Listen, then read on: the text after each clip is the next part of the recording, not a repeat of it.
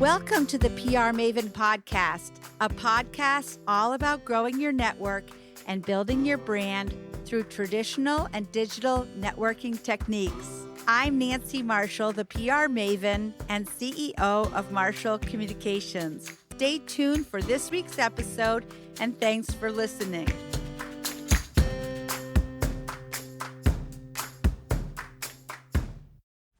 Welcome. I'm Nancy Marshall, the PR Maven, and I've been working in PR throughout my long career, and I have a special interest in personal brand. That's what makes you stand out from everyone else who does the same thing that you do. And it also acts like a magnet and attracts people who need what you have to offer. I'm also a keynote speaker, an author, and a columnist for the Forbes Agency Council and Maine Biz. Audiences have said that helping them think about their superpower has changed the way they think about their careers and their lives. I hope you like this episode, and I hope you'll share it with others who might be interested in hearing it. And I'm very excited about today's guest. It's a friend of mine and the daughter Lara Beckius, who was an intern with Marshall Communications this summer. Welcome, Lara. Hi, I'm excited to be here. We're excited to have you. Lara's down in Connecticut, so thanks to technology, we can have this amazing conversation. She is from Avon, Connecticut, and she's a senior at Connecticut College studying environmental studies, economics, and dance. So she does a lot of things that are like whole brain, all sides of the brain. She has professional experience in a variety of areas, including education, marketing, advancement, and most recently, environmental communications at the Coastal Maine Botanical Gardens. She is continuing her summer internship at Marshall Communications, my agency, this fall, and has enjoyed learning the ins and outs of the PR industry from press releases to social media audits.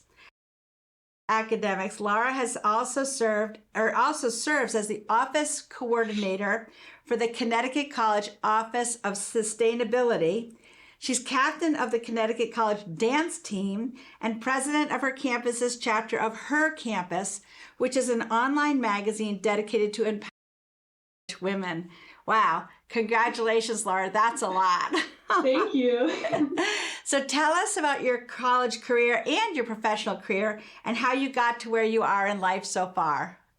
Yeah, absolutely. I am so grateful for all the twists and turns that my life has taken so far to get me to where I am now. And thinking back, I was thinking about my very first job, which was at Mathnasium, a math tutoring center in high school. And it's just crazy to think about how since then, how many different jobs I've had, different internships, experiences that I've been able to be a part of since then, especially since I graduated high school in the middle of a pandemic. I graduated in 2020. So that was a crazy time. But from there, I was able to, I chose to come to Connecticut College, which was a great decision. And because of the pandemic, I was able to start and grow an online tutoring business. And at Connecticut College, I developed this passion for sustainability and environmental communications, as well as environmental economics. Everything kind of intertwines there. So based on that, I've had multiple opportunities. I interned at it was called Agrivolution. It was a LED grow lights company that sells indoor grow lights for growing plants indoors, which is really great. Combined a lot of my interests, and I did a lot of marketing for them. And I also have worked in my college's advancement office. I call alumni and doing different things. So ultimately here at Connecticut College, between my interests in sustainability and education and economics and the environment, I'm just kind of dabbling in all these areas of interest just to see where I want to go next. I think it's awesome. It's like you have no limits. Like your brain doesn't say, "Oh, Lara, you can't. Oh, just stay in your room. You can't." Instead, you're like, "Oh, I'll try that. I could do that." Yeah, I have a hard time saying no to things. Yeah, it's really amazing. So like you've been working as an intern, and as a matter of fact, you were a summer intern, but now you're a fall intern because we just didn't want to end it. So tell us about the internship and exactly what you did. Absolutely, yeah. So I've been very, very thrilled to be a Marshall Communications intern for the past few months. And it's just been such a great experience and a great look into the world of PR and marketing, which I had never really dived that deep before into that field. And so I've been working on various projects, including like sorting through contacts, writing press releases. I love to write, so that's been really fun. Adding events to community calendars and getting in touch with the community that way, and then doing things like performing social media audits and writing various other. I wrote a blog post, so getting to dabble in all these areas of PR, which has been really great. Yeah, well, you did a really great job, and the social media audit in particular is something picked it up like that, and then you wrote a blog post about it. So tell us about what the blog post was about and what the social media audit was all about. Yeah, absolutely. So the blog post is titled, Is It Time for a Social Media Audit? And this, I kind of approached it in the way of maybe a business would be reading this article and think, oh, well, what would you do? What are the benefits? How would you complete a social media audit? And this is a really important topic because social media just continues to grow and grow and grow. And in fact, I think the statistic is that more than half of the world's population is on social media. So it's no surprise that it's a very important tool for businesses, both for expanding their audiences and just getting in touch with other companies, other partnerships, and things like that. So a social media audit itself is a complete review of a business's social media presence. So this includes analytics, what posts are working, what content does best, which platforms do best for your company or brand, as well as taking a look into the market, what's trending, what are people seeing, what your competitors are seeing, things like that. And so doing research into the market as well as what your competitors are doing that's being successful. And in this process, you get to point out both your strengths and your weaknesses. So those areas of investment where you're doing really well and you want to keep going down that trail versus areas of investment where maybe it's not working out so well, you want to backtrack a little bit and sort that out. It's also really great for noticing any inconsistencies, whether it's in your username or again, whether maybe Twitter is doing a lot better than Instagram and maybe you want to devote more time to Instagram in the future.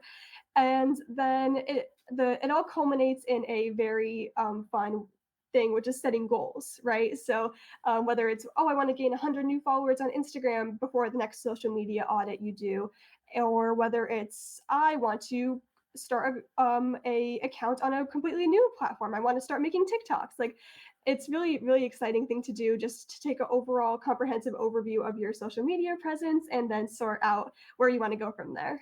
Yeah, and isn't it important to identify your targeted audience? And like, if you're trying to get grandparents, you might be more likely to want to post on Facebook rather than TikTok. Mm-hmm. And maybe you want to use Snap, trying to get younger people. How do you decide what platform to engage in? Yeah, absolutely. It's all in the research. So deciding which target audience you want to capture with your social media, and then from there doing research. What is this age range on mostly? Are they on Facebook? Are they on Snapchat? Are they on TikTok? Right? So, short form video has grown tremendously over the past few years and is really capturing that younger audience, like 30 under. So taking a look into the trends, basically, which platforms work the best for certain audiences is really important. Right. And there's a difference between like a brand just posting or getting that. So the engagement is really important too, right? Like having Mhm. people like, share, comment. Absolutely, yeah. And it's really interesting because in a social media audit, you can go in and take a look at the different forms of content that you post, and maybe some see more engagement than others. And that way you can kind of pick and choose what you want to post in the future based on those results. Yeah, that's one of the really great things about social media. It's almost like a focus group every day because you can Mhm. see what people are liking and commenting on and engaging with. And, before social media, we didn't really have that unless we did a survey or people together. So I really love it. I just love social media. And I think doing an audit is a very good idea for a business. Mhm. So, do you have any recommendations for brands with doing their social media? Yeah, I think my very first recommendation would be don't get overwhelmed. There are so many different social media platforms out there, and there's so many different paths to pursue that it could be really easy to get overwhelmed, to kind of shut down when you're thinking about all of that. But the idea of a social media audit is to break it down into seeing which platforms work best. So, starting with the platforms you already have, and then completing that research to seeing if there are platforms you might want to pursue in the future. Maybe making a Threads. Threads is brand new, right? So many companies may not have branched out to that yet, but maybe if you do a little bit of research, there is a whole audience there that you can capture by getting that account. So first, just not getting overwhelmed and taking it easy and breaking it down into chunks is a very good way to start. And then also, I would just say really look into the trends as they come up. So, because I know that in businesses, it could take a while to get posts approved before you post them. And it could take the whole length of a trend to get that approved. So, staying really on top of what's trending, whether it's aesthetic photos on Instagram, a certain filter that's trending, or on TikTok, there are certain trends with sounds and music that happen. So, just staying on top of those trends is really important. And then again, like I said, just paying attention to what is the most popular. So, like I said previously, short form video content is kind of all the range right now. So maybe deciding if you want to get on that train or not. It's a very good thing to do. Yeah, those are all good recommendations. And I especially like looking at what's trending. And that's another thing that's easy to do online is to see what's trending. And especially if you use hashtags. Now, I don't know if we were going to, why don't we just talk about how to talk about it, but how do you strategically plan your hashtags? Yeah, absolutely. So hashtags are really interesting. Hashtags really originated on Twitter and as a way to connect people who are tweeting about the same thing. So on Twitter versus Instagram, they kind of have these different contexts. Where Twitter, in the text, you can hashtag certain words in your caption. On Instagram, that's not really as popular. On Instagram, the hashtags tend to go underneath the caption. So just getting a feel for those different things. And then what I like to do before I post, let's say on Instagram, is I like to think of a bunch of words that relate to my post that I think other people might relate to as well or might find really interesting. And I would search those before I include them and see how many posts that have been posted underneath that hashtag. And I like to have a mix between posts that have a lot of posts, maybe like over 5,000 versus hashtags that have only a few posts, a more select audience. So that way you can capture both a really, really big audience, even though it might go by quickly in some of those bigger hashtags, and you can also capture that kind of niche audience as well. That's a great suggestion. And yeah, I mean, because people do use hashtags to find, all of the content that they're interested in. So thanks for sharing that. Yeah. So we're going to take a little break and then we'll be back with more from Lara Beckius. But don't forget, as a listener of the show, you can get the first chapter of my book, Grow Your Audience, Grow Your Brand, for free just by going to prmaven.com/giveaway email list to receive the first chapter. So we'll be back with more from Lara in just a minute. Sprague & Curtis is a locally owned real estate company. We're primarily focused in central Maine.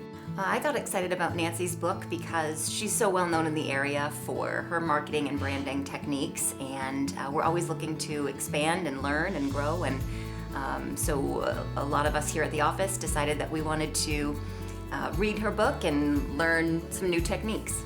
It benefits Sprague & Curtis to have a large brand and audience because there can often be multiple years between transactions with clients, so it's important to network with them and stay in touch with them in those in-between periods. And this book really helped us learn some techniques and methods to continue to do that. We organized a small book group with Nancy's book with brokers in our office this winter to share information and remind ourselves how important it is to always be working on our network and continually reaching out to our customers. Platforms like social media are important in expanding your business, but equally as important are handwritten notes, cards, letters. She inspired me to send her a note of appreciation, just thanking her for the book and her insight.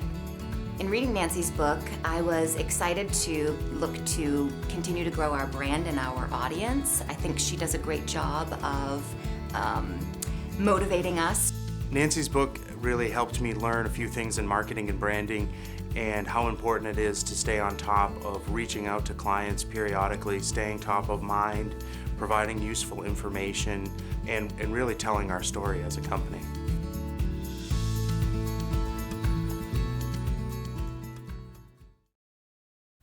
I want to share my friends at Sprague and Curtis Real Estate for that really great video.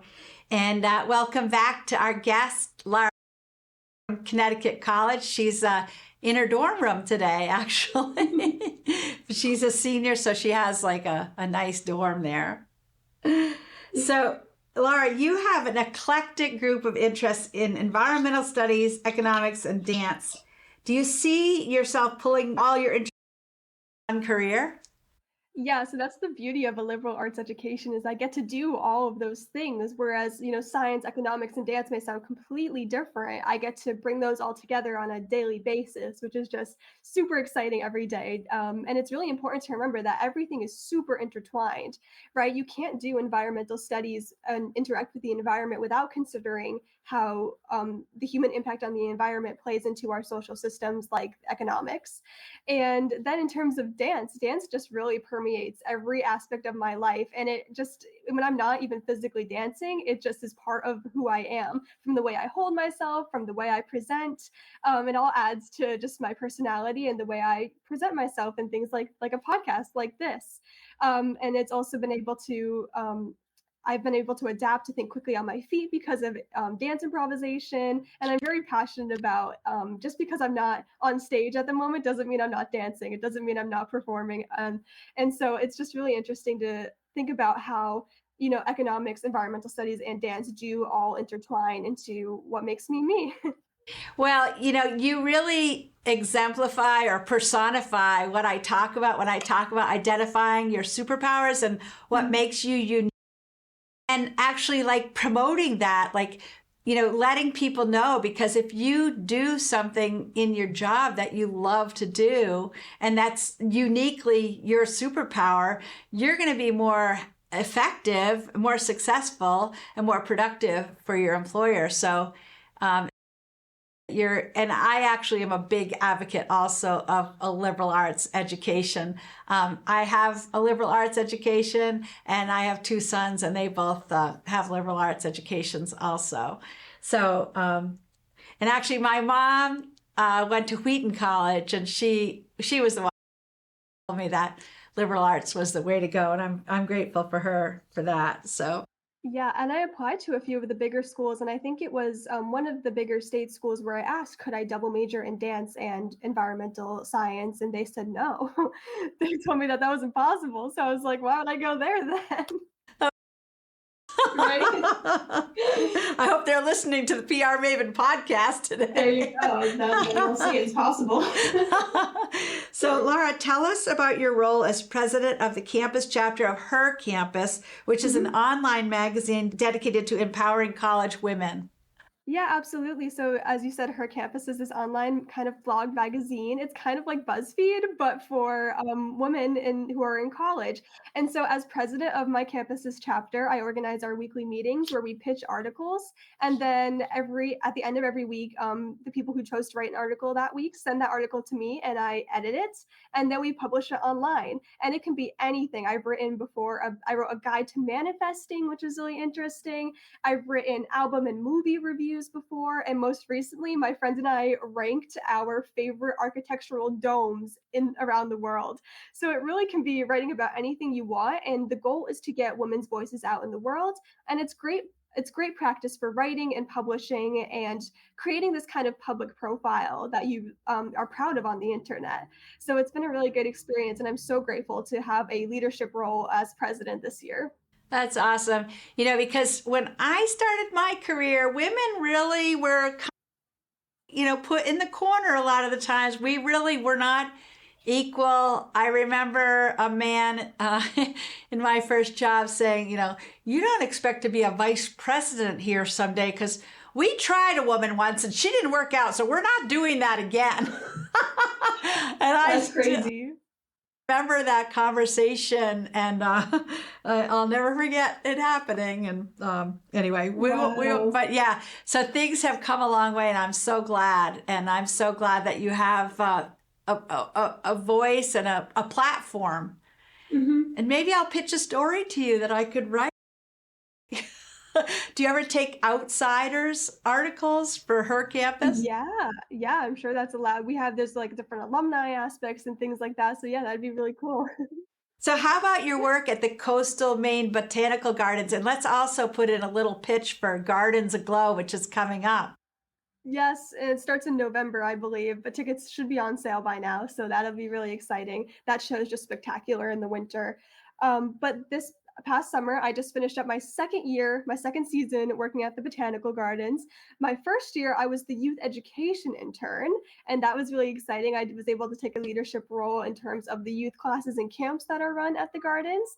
But then this past summer, I was actually the environmental communications intern, and what that was I worked under this IMLS grant, which is the Institute of Museum and Library Services. The grant was titled Sparking Conversations. And the idea was to institute climate change programming at the garden, the first ever climate change programming, but through the lens of opening a conversation with people instead of kind of a lecture about what is happening with the sciences. Instead of that, making sure that everyone's perspectives are heard, and then from there, having a conversation around different beliefs, different solutions, and things like that. So through that grant and that internship, I created these stationary exhibits in which I had a board with a question and people could come up and interact with the question, interact with me, and then interact with previous people's answers to the question, which is a very great way to have that kind of interaction without everyone standing together as a group.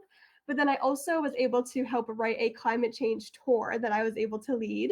And that took you around the gardens in the same kind of conversational format, discussing different things you're seeing around the garden in terms of how the environment is changing because of a warmer climate, and then addressing potential solutions and how to create a resilient community in your own community. So that was really exciting to do this summer. So Coastal Maine Botanical Gardens is in Boothbay, Maine, or Boothbay Harbor. Is it Boothbay Mhm. Harbor? It's in Boothbay. And what is the web address if somebody wants to check it out? Mainegardens.org.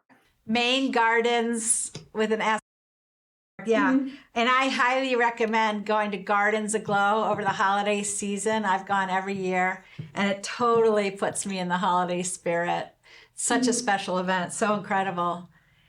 Yeah, it's really interesting to see the differences between summer with all the flowers, and then in the winter, it's still just gorgeous. And there's still that botanical feel, but of course, there's snow on the ground. So, And then how about the trolls? Tell about the trolls. yeah, so we have these 5 art installations that are trolls created by artist Thomas Dambo, and they're really, really awesome. They kind of stand in different parts of the garden. Most of them are kind of deeper in the woods, so you do have to hike to get to them. But the idea of the trolls, their story is that they speak for the trees, and each of them stands for a different aspect of the trees, and they're here to educate us about how we're treating the environment and how we can best serve the environment to allow these trees to live on in the future. So they'll be there for as long as they want to be there, and I really recommend checking them out. I love that. Yeah. And people love getting their photos taken with those trolls too. Oh yeah. It's kind of like a selfie station at the gardens. Oh yeah, it's great. It's great for branding. Yeah, exactly. So Lara, is there a book, an app, or a website that has helped you in your career and why? Yeah, so my mind jumps first to those organizational apps. Everything in my life relies on Google Calendar. I'm just going to be completely honest with that. All those little colorful boxes, they organize my entire life, as well as I use this website that's also an app. It's called Notion. And this is kind of a business organization website where you can create different pages for different aspects of what you want to see and how you want to be organized. So I have, for example, a page with my homework to-do list. I have a page with a regular to-do list. I have a calendar with bigger assignments. And that just kind of lets you organize both documents, timing, assignments, all in one place. So both Google Calendar and Notion are my go-tos. And then I was also thinking in terms of apps, I have this app called Water Llama.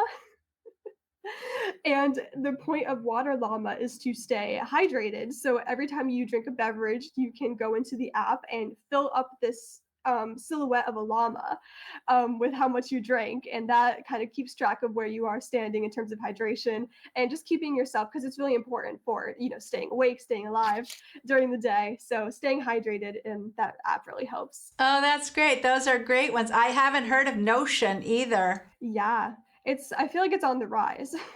Yeah, I'll check that out. Yeah, I love things like that to keep me organized. And I use Outlook, but I am so dependent on my calendar. I even put to-do items. Like I'll block time out. Like, okay, this is time that I have to work on this thing. And it really helps me a lot. Yeah, absolutely. I have a friend who blocks out her wake up time and all of her meal time and things, which is really important. Sometimes because I don't block that out, sometimes I skip right over that. So Lara, if people want to follow up and get in touch with you, what's the best way? Yeah, absolutely. So my email is my first initial last name, LBECKIUS @concol.edu. And then my Instagram is also a great way to get in touch with me. It is @Lara Luna, LARALUNA. Yeah, and I'm a big fan of Lara's Instagram because she and her mom, who happens to be the travel editor of Kim Knox Beckius, and they go on wonderful adventures and they share their photos from all over the place on Instagram. So that's a really, that's another thing you bring to the table is your photography, and you have a really good eye. So. Oh yeah, that reminds me, I do need to make a post. I haven't posted in a while. Oh yeah, well you can post about being on the PR Maven podcast. Oh, absolutely, yeah. Well, Lara, this has been so much fun. I think we could go on all day, and we'll have to get together sometime soon and catch up with each other. But thank you for joining me. If anyone wants to ask Lara any questions, you can email her or me, Nancy @prmaven.com. And I hope everybody has a great day in PR Maven Nation. Thank you.